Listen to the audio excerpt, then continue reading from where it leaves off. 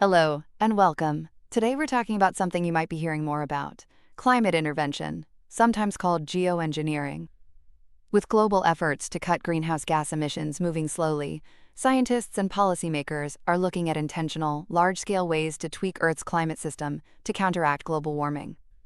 But these ideas are complex and carry potential risks. Broadly, these proposals fall into two camps. First, carbon dioxide removal, or CDR. The idea here is to tackle the root cause by pulling CO2 directly out of the atmosphere. Think of planting massive forests or restoring existing ones. Trees naturally absorb CO2. Other methods are more technological, like direct air capture machines that chemically scrub CO2 from the air, which is then ideally stored underground. There's also BECCS, growing plants for energy, capturing the CO2 when they're burned and storing it. And researchers are exploring ways to enhance natural processes, like enhanced weathering using crushed rocks that absorb CO2, or making ocean water more alkaline so it absorbs more CO2. Even agricultural practices like soil carbon sequestration aim to store more carbon in the ground. While some CDR methods seem promising and offer other benefits, big questions remain. Can they work on a large enough scale? Will the storage be permanent? What if forests burn or stored CO2 leaks? Many approaches are expensive, need huge amounts of land or energy, and could have unwanted ecological side effects. Nature-based solutions often face fewer hurdles than purely mechanical ones. The second category is solar radiation management, or SRM. This isn't about removing CO2, but about cooling the planet by reflecting a tiny bit more sunlight back into space. It's like putting up a bit of planetary shade. One prominent idea is stratospheric aerosol injection, releasing reflective particles high up in the atmosphere, mimicking the cooling effect of large volcanic eruptions.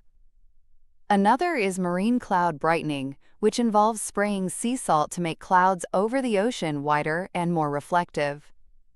There are even ideas about making surfaces on Earth more reflective, like painting roofs white or putting giant reflectors in space. SRM is controversial. While it could potentially cool the planet quickly, it doesn't solve the underlying CO2 problem, meaning ocean acidification would continue.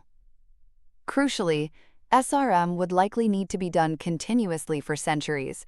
If it were ever stopped suddenly, the world could experience rapid and dangerous warming.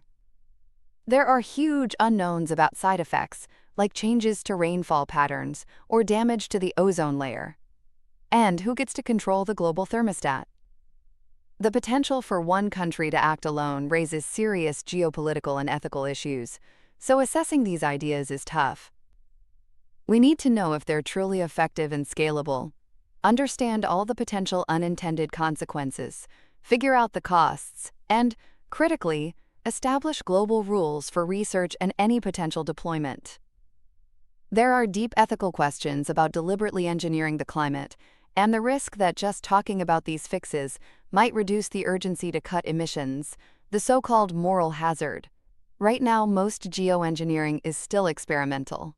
Some CDR-like reforestation is happening, but large-scale engineered CDR and virtually all SRM face major technical, economic, and political hurdles. The scientific consensus is clear. These interventions are not a replacement for cutting greenhouse gas emissions drastically and adapting to the changes already happening. But research is growing to better understand the options and their risks, just in case. Careful governance and public discussion are absolutely essential before we even consider deploying such powerful technologies. It's a complex balancing act between the risks of climate change and the risks of trying to engineer our way out of it. Thanks for tuning in.